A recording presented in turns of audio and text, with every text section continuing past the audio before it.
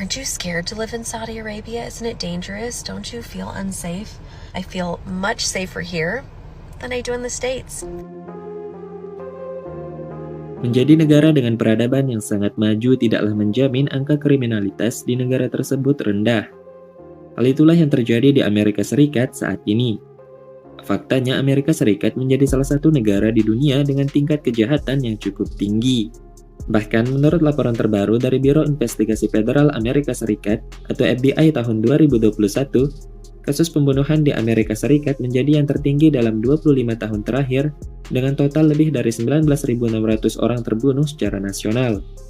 Dengan rasio tingkat kejahatan mencapai 47,81 dan menempati posisi 56 dari 137 negara dengan tingkat kriminalitas tertinggi di dunia. Statistik ini tentunya sangatlah tinggi bagi negara yang terbilang sangat maju. Belum lagi baru-baru ini, kasus penembakan massal di sebuah sekolah dasar di Texas tengah viral di Amerika Serikat. Peristiwa tragis itu menewaskan 19 murid, 2 orang guru, dan melukai setidaknya 17 orang. Dan diketahui pelakunya merupakan seorang remaja 18 tahun yang baru saja lulus dari sekolah menengah atas bernama Salvador Ramos. Bukan hal yang aneh memang karena konstitusi Amerika Serikat sendiri melegalkan kepemilikan senjata bagi setiap warganya yang dianggap telah dewasa. Namun yang menjadi masalah dalam kasus ini adalah bagaimana bisa seorang remaja tega melakukan aksi brutal seperti itu. Dan kejadian seperti ini bukan yang pertama kali terjadi melainkan sudah yang kesekian kalinya. Itu menandakan kemungkinan besar ada yang tidak beres dengan entah itu sistem pendidikan, pola pikir bahkan cara hidup dari orang-orang Amerika Serikat sendiri. Hal ini kemudian mendapat sorotan dari Sydney, seorang ekspatriat wanita asal Amerika Serikat yang kini menetap di Arab Saudi. Melalui akun TikTok-nya, ia mengaku sejak peristiwa tragis itu, ia mendapatkan banyak pertanyaan dari sejumlah teman dan keluarganya yang di Amerika Serikat perihal bagaimana kehidupannya selama menetap 2 tahun di Arab Saudi.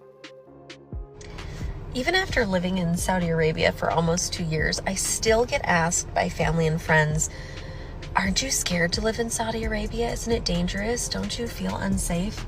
You know what? My daughter doesn't have to do mass shooter trainings at school. I don't have to worry about going into a store and thinking that somebody's gonna pull a gun on me. I feel much safer here than I do in the States. When I go home to the States and I go for a jog, my husband reminds me to bring my pepper spray with me.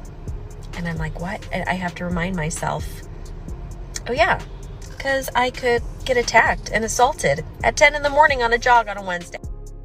Berkaca dari pengakuan Sydney ini, kira-kira apa alasan kenapa hidup di Arab Saudi jauh lebih aman daripada hidup di Amerika Serikat? Mungkin jawabannya adalah agama. Mengapa jawabannya adalah agama?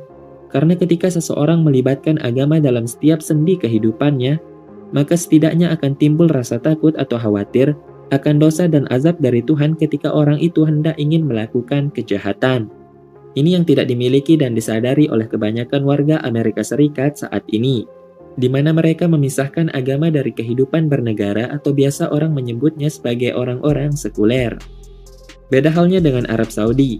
Sebagai negara mayoritas Muslim, Arab Saudi menjadi salah satu negara dengan tingkat kriminalitas terendah di dunia. Karena di sana Islam sudah seperti budaya atau cara hidup bagi setiap warganya. Bahkan hukum Islam atau syariah sudah menjadi bagian daripada konstitusi mereka.